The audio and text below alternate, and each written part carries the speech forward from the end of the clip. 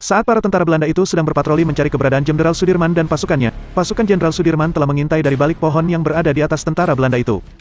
Lalu tentara Indonesia menembaki tentara Belanda itu hingga ada beberapa yang tewas. Setelah itu, sang kolonel tentara Indonesia menginstruksikan agar para tentara Indonesia itu lari ke atas hutan. Tentara Belanda itu pun mengejarnya dan menembak salah satu tentara Indonesia dan gugur.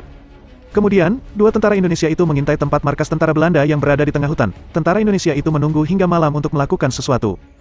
Setelah malam tiba, dua tentara Indonesia itu bergerak dan melumpuhkan tentara Belanda yang sedang berjaga. Kemudian tentara Indonesia itu menyiramkan bahan bakar ke beberapa drum dan tempat bahan peledak. Kemudian ia membakarnya hingga membuat ledakan yang dahsyat di tempat markas Belanda yang berada di tengah hutan itu.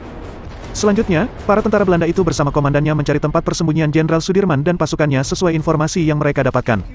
Syukurnya, para tentara Belanda itu tidak melihat tempat persembunyian Jenderal Sudirman dan pasukannya, padahal ada di sekitar mereka. Karena merasa tidak menemukan siapa-siapa, para tentara Belanda itu pun akhirnya pergi dari tempat persembunyian Jenderal Sudirman dan pasukannya.